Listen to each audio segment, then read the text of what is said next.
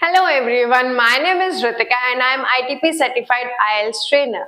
As you know, we have started our series on the full course of IELTS exam.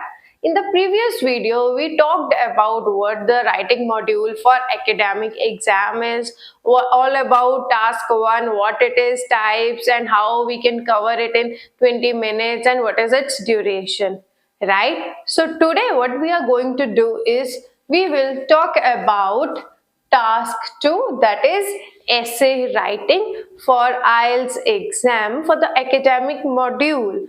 Although task 2 is same for academic as well as for the general students. So we are going to cover task 2 for the IELTS exam. If we talk about its duration, as you know, for the IELTS writing module, the total duration is for 60 minutes, in which we devote 40 minutes for task 2. हमारे पास total जो duration है that is 60 minutes, जिसमें जैसे मैंने पिछली video में आपको बताया था कि हम टास्क 1 जो है उसकी हाफ वेटेज होती है, तो हम उसको 20 मिनट्स देते हैं. सो बचे के जो 40 मिनट्स है वी इम्पार्ट टू टास्क 2. अगर आपके आगे पीछे थोड़ी टाइमिंग होती है, it will depend on you कि आप उसको कैसे एडजस्ट करते हो. वैसे आप 40 मिनट्स में यू शुड ट्राई कि आपका कवर हो जाए, राइट. एंड इसकी जो वर्ड लिमिट है that is minimum 250 words.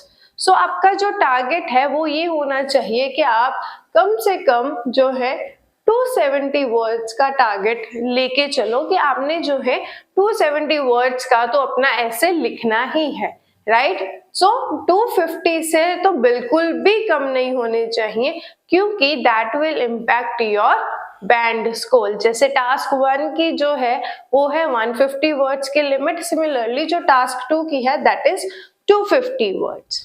Understood कि जो आपकी ड्यूरेशन है वो 40 मिनट्स की होनी चाहिए, इसमें आपने अपना टास्क 2 कवर करना है.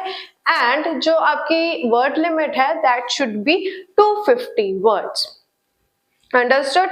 एंड आपने जब अपना एग्जाम देना है तो टास्क 2 की आंसर शीट पर टास्क 2 लिखना है, क्योंकि उसके ऊपर लिखा होगा आपको कि ये टास्क 2 की आंसर शीट है. अगर आपका ऐसे एक्सीड भी हो रहा है तो then you can ask for extra sheet also. ये जरूरी नहीं है कि आपको जो उन्होंने पहले एक शीट दिया उस पे ऊपर आपका ऐसे खत्म हो जाए, तो आप अपना एक आइडिया लेके चलो तो वो आपको एक्स्ट्रा शीट दे देते हैं, राइट. सो अब हम अपनी टाइप्स कवर करेंगे कि टास्क 2 में हमारे पास टाइप्स कौन कौन सी आती है. First one is opinion based. Opinion based में क्या है कि वो आपको एक स्टेटमेंट देंगे, उसके बाद they will ask you what is your opinion. तो जो आपको ऐसे है उसका आपको अपना जो स्टेटमेंट है उसको अच्छे से अंडरस्टैंड करना होगा कि क्वेश्चन कह क्या रहा है. फिर आपको वो क्वेश्चन पूछेंगे that is what is your opinion, कि आपका इसमें ओपिनियन क्या है. तो उसके बेस पे आपका पूरा ऐसे चलेगा कि हाँ मेरा ये ओपिनियन है इस स्टेटमेंट के लिए. सो आपको क्वेश्चन स्टेटमेंट समझनी बहुत ही जरूरी है, क्योंकि उसके बेस पर ही आपका पूरा ऐसे चलेगा, right. Our next type is discuss both views and give your opinion. Discuss both views वाले टाइप में क्या होता है कि वो आपको दो ऑपोजिट या कंट्रास्टिंग व्यू पॉइंट्स देंगे, और वो दो जो कंट्रास्टिंग व्यू पॉइंट्स है उन दोनों के ही व्यू पॉइंट्स को आपको डिस्कस करना है, क्योंकि उन्होंने आपको पूछा है डिस्कस बोथ व्यूज. सो पहले व्यू पॉइंट को आप डिस्कस करोगे, देन आप दूसरे व्यू पॉइंट को डिस्कस करोगे, right. Along in this give your opinion. उन्होंने आपको पूछा है क्या आपका क्या ओपिनियन है. अगर दो कंट्रास्टिंग स्टेटमेंट्स गिवन है तो उसमें से आपको अपना ओपिनियन भी चूज करना पड़ेगा. फिर आप उनको अपना ओपिनियन में बताओगे कि हाँ भाई मुझे ये वाली जो स्टेटमेंट है मेरे लिए मुझे ये अप्रोप्रिएट लग रही है, तो मैं इसको फर्दर सपोर्ट कर रहा हूँ. सो बेसिकली इस क्वेश्चन टाइप में आपके पास 3 पार्ट्स है. अंडरस्टूड. 3 पार्ट्स हैं, तो आपको तीनों पार्ट्स को ही डिस्क्राइब करना है. डिस्कस बोथ व्यूज मतलब दोनों view points, along with its opinion. Third one is your opinion. ये तीनों चीजें ही बहुत इंपॉर्टेंट है. अगर आप एक भी इसमें से मिस करोगे then it will impact your band score. And introduction में आपको बताना है कि आपका ओपिनियन क्या है. बाकी इनका जो फॉर्मेट है मैं आपको एक सेपरेट वीडियो में बताऊंगी कि इस एसे का फॉर्मेट क्या चलेगा, आपने कौन से टाइप में किस फॉर्मेट को फॉलो करना है. Understood. Our next type is agree and disagree. Agree and disagree में क्या होता है, सेम वाइज आपको एक स्टेटमेंट दी जाएगी, आपको पूछा जाएगा डू यू एग्री और डिसएग्री, या फिर आपको ये पूछा जाएगा to what extent do you agree और डिसएग्री. मतलब इसमें दो तरीके की चीजें आती है. डू यू एग्री और disagree. And the other one is to what extent do you agree or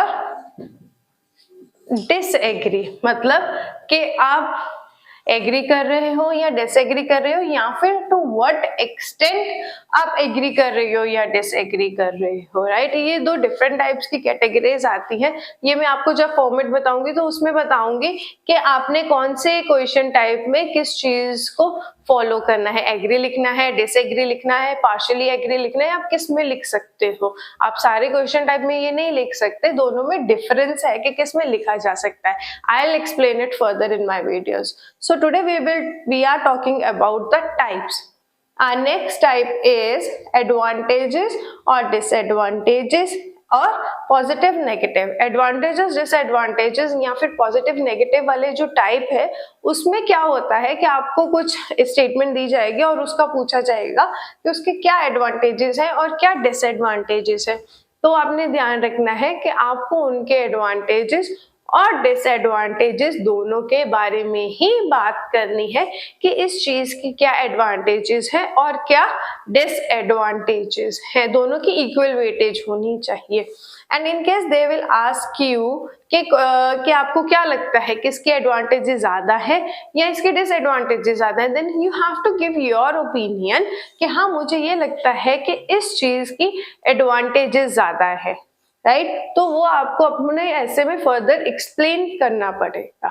same in the scenario of positive negative. ये भी वही चीज है कि आपको किसी चीज के पॉजिटिव्स या नेगेटिव्स को एक्सप्लेन करना है. If they talk about is this a positive development और negative development, then you have to choose कि हाँ ये पॉजिटिव है कि नेगेटिव है. अगर उन्होंने पूछा है कि इसके पॉजिटिव्स या नेगेटिव्स क्या है, देन आपको दोनों को ही फॉलो करके चलना पड़ेगा कि हाँ इसके पॉजिटिव्स क्या है, इसके नेगेटिव्स क्या है, और दोनों के बारे में बताना पड़ेगा. राइट.